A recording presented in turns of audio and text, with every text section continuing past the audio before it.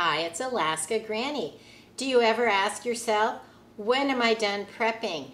Do I have enough? Have I gathered all of the supplies that I need? Prepping is an ongoing lifestyle activity. It's not a matter of I'm ready for it to happen because we don't know what could happen. Prepping is a lifestyle choice where you have the things that you need to take care of yourself and your family no matter what happens. Some of the problems that we may encounter during our lives could be short-term emergencies, a power outage, the water gets shut off, someone is sick, we have a snowstorm, the pipes are frozen. There are all kinds of things that could happen that are short-term, that could last perhaps a few days, and you need to take care of yourself. Most of us can be ready for that simply by filling our pantries with a few weeks worth of food and having some extra supplies on hand. Then we can have a bigger event that could happen, for example, a forest fire, a hurricane, where we perhaps have to leave our home, we're forced to evacuate. We may not be able to come back for a few weeks. Then even if we can return to our home, or we weren't forced to evacuate, but we may experience the after effects of long-term power outages, road blockages from downed trees, flooding in the area that may cause problems with the supply chains where things can't get in and out, people can't travel freely. In an emergency that could last for several weeks, you need at least a month or two of food on hand. But then we have the real emergencies that are longer lasting that we can't really deal with just with a bug out bag or a few cans and packaged goods in our pantry. What if you lose your job? What if someone in your family becomes severely ill and you can't go to your job because you need to stay home and take care of them? 2020 has really shown us what a long-term emergency can look like. Many people have lost their jobs. Many people have been forced to stay home. Supply chains have been interrupted. It started as a few weeks, we stay home, we'll flatten the curve, everything will be okay. And here we are months and months later, and we just still don't know what the future holds. Now we have an election looming on the horizon, and there are just all kinds of chaos in the streets. We're now facing a longer term emergency where it's so important that we do have the supplies we need. This isn't just a matter of having a few extra cans and goods in your pantry. We're looking at things are not really available in the stores like we have seen in most of our lives. Many people that we know don't have a job. There are threats on the streets that it's not really safe to go out. How do we know what's coming? We don't, and that's why we want to make sure that we're prepared for long-term emergencies. If everybody wakes up tomorrow and they're happy, guess what? We'll all still be fine even if we have a stockpile in our home because we're stockpiling foods and supplies that we would normally use. That's why we're not saying, do I have enough supplies for it? There is no it. We're supplying ourselves for the things that we need for our everyday life. And prepping and having a stockpile means that you have given yourself insurance that you have enough of those supplies going forward for a long time. So before you ask yourself, am I done prepping? Do I have enough? What you need to say is, do I have enough supplies to last for the time period that I would want? All of the food and supplies that you've been stockpiling are supposed to be foods that you're willing to eat, supplies that you use and rotate. Prepping is a lifestyle. It's not prepping for a certain event. Do you have water in your stockpile? Do you have enough? You need to have several weeks' supply of water, at least 1 gallon per person per day for as many days as possible. You can store water in everything from clean soda bottles to bring home bottles of water you purchased in the store. You can buy 5-gallon containers. You can even buy 55-gallon water barrels. Then you also need to make sure that you have a way to purify water should the water become contaminated in your home. Most of us aren't going to bug out to the woods with our bug out bag and drink water out of wild streams, but we can find that we run out of the fresh drinking water that we've stored and the water coming into our home is contaminated. You need to be able to purify the water that you have. Next, you need to look at your food storage pantry. Do you have a wide variety of canned and packaged goods that can last for several months? Are they foods that you know how to cook, that you're willing to eat, that you know how to combine and make simple meals? Make sure you're not storing any food that you're not willing to eat. Also, make sure that you're rotating the foods. You need to be using those foods and then replace them. If you use a jar of pasta sauce and a package of pasta, a can of green beans, put it on your shopping list and replace it. That's how you make sure that you're rotating and maintaining your stockpile. Are you gluten intolerant? Are you vegan? Do you have special dietary concerns? Or just foods that you care to eat or not eat? Make sure that you have adequate foods that meet your specifications. Do you have supplies for your pets? They're part of the family too. Make sure you have extra pet food. You want to make sure that you store more than canned foods. Once you have a nice full pantry, that's called short-term food storage. Foods that you need to rotate because they don't last for years and years at a time. Foods come with a best by, use by, sell by date on them, and you should try to rotate them within that time frame. Foods sometimes will last longer than the date on the package, but don't just count on buying food, setting it away, and counting on it lasts forever, because that's just not what's going to happen. It's not reasonable expectation, and you don't want to go to your pantry in an emergency and find that your food is no longer safe to eat. Once your pantry is full, you need to stock up on long-term food storage, foods that you can set away for many years, decades even, and they'll still be safe to eat. You want dried foods that are naturally designed to last. Things like rice, beans, oatmeal. Many of the dehydrated foods we can find already packaged that you can buy it in the store or order it online that's already sealed to last.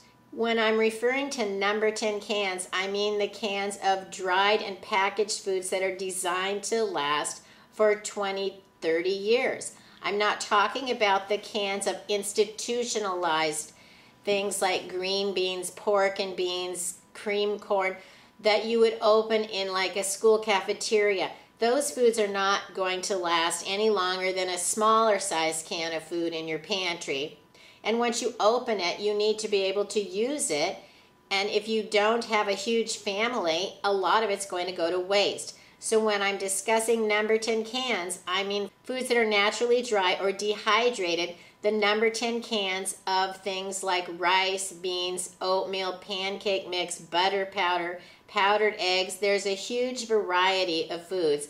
You can order them from the LDS or the Mormon Church. You can order them from Walmart. Look for things like Augustin Farms. You can also order them on Amazon. Whether you choose to bring foods home, store it in buckets yourself, order it online in cans and packages that's designed for long-term food storage, make sure that you're getting a food supply that can last for many years. That's your long-term food storage. Make sure that your food is stored in airtight containers. The more air you keep out of it, the longer it will last. You can put it in 5-gallon buckets. You can store it in empty canning jars. You can store it in food saver containers. You can use oxygen absorbers, Mylar bags. There are many ways to store food. There's never just one right way. There are many ways to store food long term. Some work better than others, but having some food and store it the best you can is what you need to be doing at this time. It's harder to find the supplies we need right now as far as buckets, Mylar bags, oxygen absorbers, but if you have a chance to get the food, bring it home, store it the best you can. If you can get buckets, Mylar bags, oxygen absorbers later, you can repackage your food to last longer. But at this time, make sure that you are stocking up on the food that you have available to you and store it the best you can for now.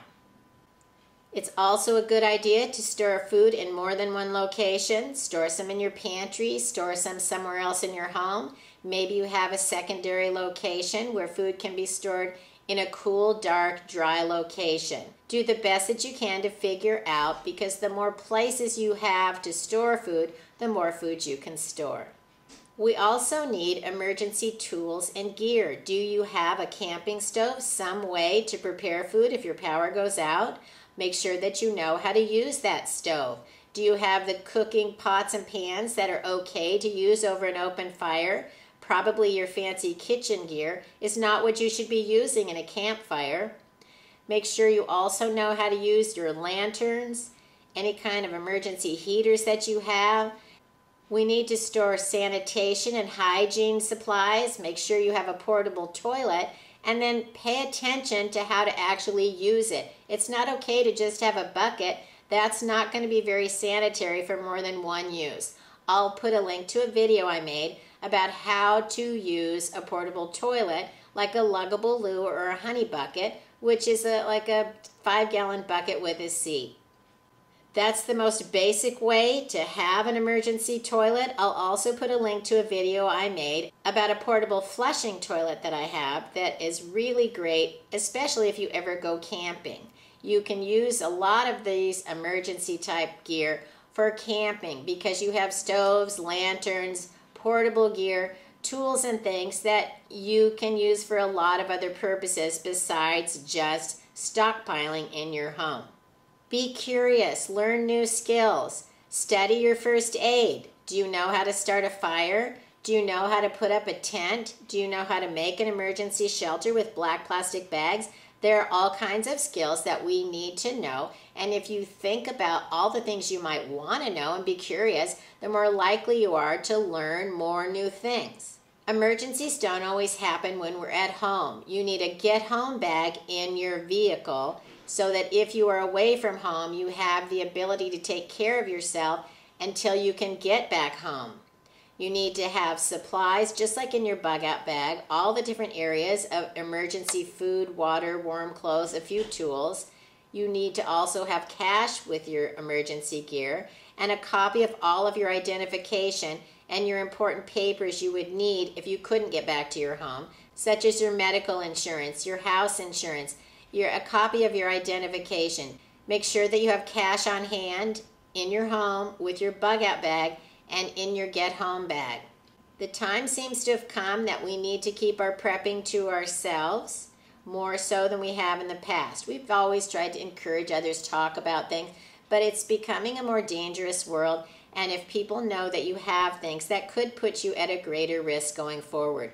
We seem to be living in more dangerous times. I don't mean to be an alarmist, but that's just how I feel about what's going on around me and how I feel about the safety of my family. It's time to be quiet about your prepping, but continue to gather the supplies that you need. The final tip I have is to stay as healthy as possible, which means eating the best nutritional foods you can and exercising. I know I have been very guilty of not exercising or eating the best I can since this pandemic started because we've been told to stay home. We're not allowed to go to the gym. Some areas you're not even supposed to go out and walk on the street.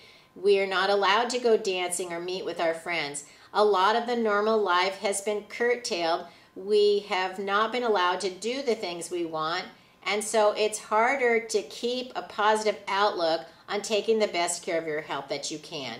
But it's very important, no matter who you are, where you live, or what's going on around you, that your number one responsibility is to take the best care of yourself as possible. Just like in an airplane, when the oxygen mask drops, take care of yourself first, because if you can't take care of yourself, how will you take care of those around you?